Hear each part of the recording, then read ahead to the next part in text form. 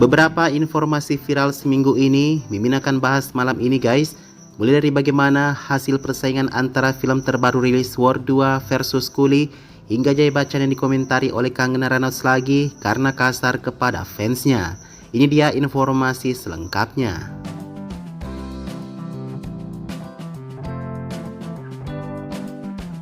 Informasi yang pertama mengenai persaingan War 2 versus Coolie. Nampaknya Hrithik Roshan dan Junior Antiar masih belum bisa mengalahkan kekuatan si kakek Rajnikanth nih.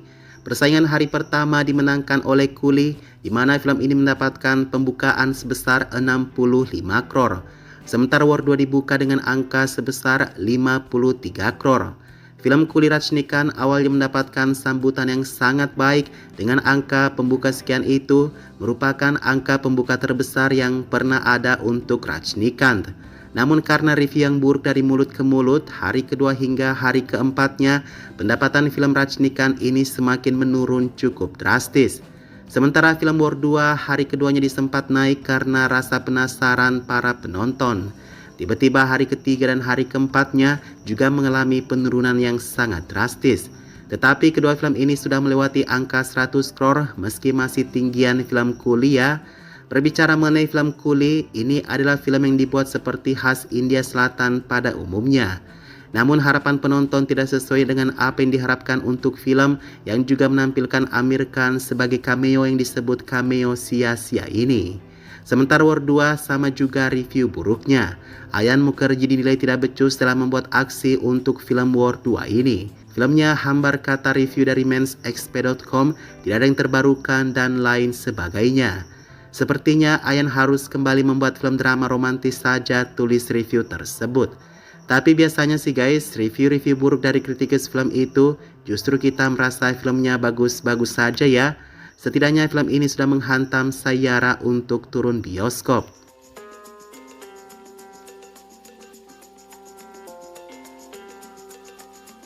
Kita ke informasi kedua, ada perkembangan terbaru dari film Shah Rukh Khan The King yang sepertinya harus ditunda hingga tahun 2027. Alasannya kata tim film, cedera bahu yang dialami oleh Shah Rukh Khan saat ini tidak memungkinkan Shah Rukh Khan untuk melanjutkan syuting filmnya. Sehingga syuting film harus ditunda hingga tahun 2027. Nah, kemarin kan sudah diberitakan bahwa Shah Rukh Khan mengalami cedera bahu yang parah, tetapi jengkel banget sama orang terdekat Shah Rukh Khan. Katanya Shah Rukh Khan baik-baik saja tuh. Kata mereka Shah Rukh Khan memang sering mengalami cedera bahu sehingga penggemar tidak perlu khawatir. Ini seperti gimana ya guys? Orang terdekat aktornya sendiri kok kadang memberikan informasi yang menyesatkan begitu ya. Nah, film The King harusnya dipersembahkan pada Hari Raya Gandhi Jayanti pada tahun 2026. Namun sepertinya penggemar harus menunggu hingga tahun 2027 baru bisa melihat film aksi Shah Rukh Khan kembali. Entah kenapa Shah Rukh Khan sudah tidak bisa begitu produktif lagi. Soalnya filmnya sangat berjarak-jarak sekarang. Saat dia vakum pada tahun 2018, ia kembali pada tahun 2023. Setelah comeback di tahun 2023, film berikutnya akan dirilis pada tahun 2027. Jangan sampai Shah Rukh Khan percaya sama tahayul lagi bahwa merilis film setiap 4 tahun akan membuatnya sukses ya guys. Semoga saja tidak ya, karena kasihan tuh si Suhana putrinya, gak ada produser yang manggil dia untuk bermain film kecuali ayahnya sendiri.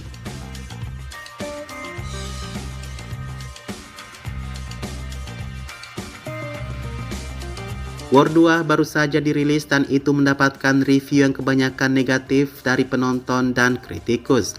Hal inilah mengkhawatirkan apakah Yasraj Films akan sungguh-sungguh untuk merilis film Alpha kelanjutan dari Spy Universe setelah War 2. Setelah patan yang sukses besar kemarin, Aditya Chopra menaruh harapan yang sama juga untuk film Tiger 3. Ketika Tiger 3 biasa saja, Aditya mengharap lebih dengan memberikan anggaran sebesar 400 crore untuk War 2. Namun apa yang terjadi lagi? War 2 disambut dengan ekspektasi yang hampir sama saja dengan Tiger 3.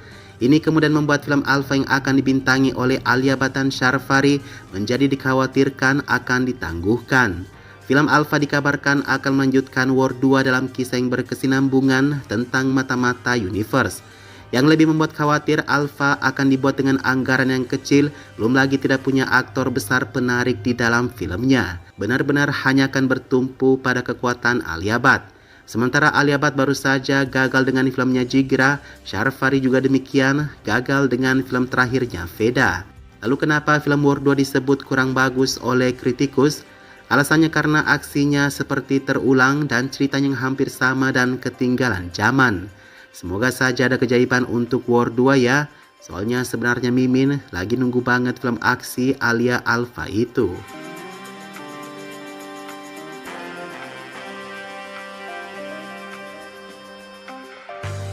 Jaya Bachchan kembali viral karena mendorong penggemar saat berada di sebuah event penting. Saat itu Jaya Bachchan sedang berada di Constitution Club, di mana ia tiba-tiba dihampiri oleh paparazzi yang mengenakan tanda pengenal. Namanya Jaya Bachchan, dia tidak akan peduli siapapun kamu, mau media resmi ke, mau anaknya yang punya acara ke, kalau kamu mengganggu harinya, dia akan berbuat kasar seperti ini. Saat pria ini hendak mengambil foto dengan Jaya Bachchan, tiba-tiba dia didorong dengan keras oleh Jaya. Jaya terlihat marah-marah dan menegur pria itu untuk tidak mengambil fotonya di waktu yang tidak tepat. Emangnya ada ya waktu yang tepat untuk Jaya Bachchan? Kayaknya tidak ada deh guys. Nah, menanggapi hal ini menjadi viral, aktris yang juga sesama anggota parlemen Kangna Ranaut mengomentari perilaku Jaya tersebut. Kangna mengatakan Jaya seharusnya tidak boleh berbuat seperti itu kepada penggemar, karena orang-orang hanya menghormatinya karena suaminya, bukan karena dia pribadi. Sementara itu pandangan netizen mengatakan sikap Jaya Bachchan ini memanglah sudah benar. Mimin rangkum beberapa dari kata-kata komentar warganet yang positif mengatakan kalau bukan sekarang, kapan lagi dia akan maju dengan meninggalkan budaya paparazzi yang brutal itu. Katanya juga mengganggu ruang pribadi seseorang dan tidak meminta izin terlebih dahulu untuk mengambil gambar, itu jelas-jelas tidak bisa dibenarkan. Kemudian mengutip kembali wawancara lama Shweta Bachchan putri Jaya sendiri, katanya perilaku kasar emaknya itu adalah karena Jaya menderita penyakit yang bernama klaustrofobia. Satu kondisi di mana Jaya tidak bisa berada di sekeliling orang banyak dan tidak suka orang mengambil fotonya tanpa izin.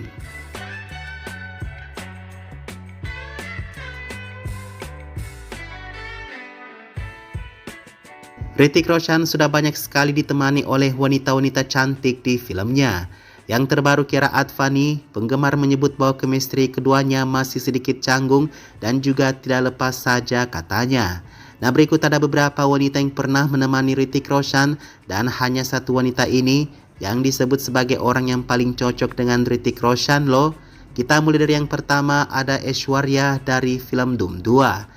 Banyak penggemar yang sebenarnya suka dengan chemistry keduanya. Satunya tampan dan satunya cantik, sehingga melihat mereka berdua di satu film, penggemar menginginkan mereka juga menikah di kehidupan nyata. Tapi ini masih belum yang disebut sebagai wanita yang klop dengan Hrithik Roshan guys. Lalu ada Deepika Padukone, sama kondisinya dengan Aishwarya. Deepika sangat cocok dengan Hrithik Roshan karena tingginya yang sepadan. Keduanya juga sama-sama eksotis sehingga melihat mereka bersama di layar sepertinya cocok-cocok saja. Lagi nih bukan yang terbaik untuk Hrithik Roshan ya.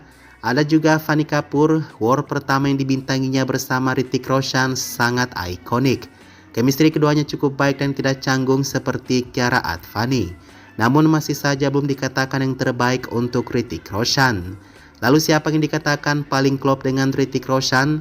Ya, sepertinya kita harus setuju, dia adalah Katrina Kaif. Katrina mewakili Aishwarya dari segi kecantikan dan tinggi yang sepadan dari Deepika untuk Hrithik Roshan. Jadi tidak hanya kecantikan dan tinggi yang sesuai chemistry dengan Hrithik Roshan, tetapi mata mereka benar-benar menunjukkan cinta kalau berbicara satu sama lain. Belum lagi keduanya sangat-sangat panas ketika berada di depan layar bersama. Goyangan mereka benar-benar menyatu. Dan memang layak sih Katrina disebut sebagai chemistry yang paling baik untuk Hrithik Roshan ya. Kareena Kapoor, sudahlah lupakan saja guys.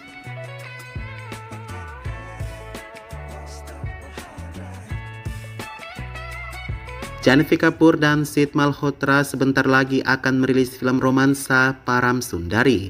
Awalnya Mimin sempat ragu kenapa anak-anak Karan Johar ini dipasangkan, padahal chemistry mereka tidak pernah terlihat baik. Namun Mimin kaget setelah beberapa lagu dan trailernya diputar di YouTube. Tidak nyangka chemistry keduanya sangat sebaik itu guys. Apalagi akting Janhvi Kapoor benar-benar sangat berkembang dengan menjadi lebih baik. Lalu Mimin berpikir lagi seperti ini, oh ternyata Janvi ini butuh yang namanya percaya diri besar terlebih dahulu baru ia bisa melakukan aktingnya dengan baik. Janvi kita tahu sendiri semakin hari semakin pede dengan kecantikannya juga selera berpakaiannya. Itulah alasan besarnya sehingga dia bisa berakting dengan baik setelah mengumpulkan kepercayaan diri yang sangat tinggi. Sekarang kalau mau dikatakan sebagai penerus Sridevi, Mimin boleh katakan bisa saja karena Janvi memang sudah berkembang ke arah yang sangat baik.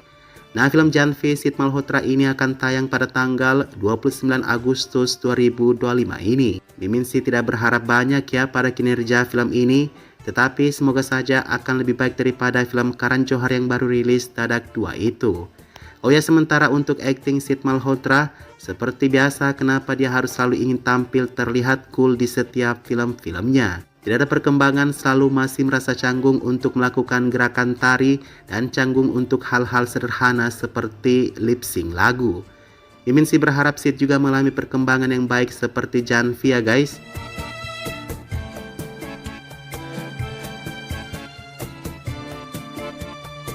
Vivek Agnihotri baru membuat satu film sukses saja, sombongnya sudah selangit. Ada satu waktu sutradara ini berbicara mengenai kejatuhannya di Bollywood. Dia mengatakan bahwa alasan dari semua itu adalah karena aktor Bollywood yang tidak pandai. Saya lebih pandai dari semua aktor di Bollywood katanya.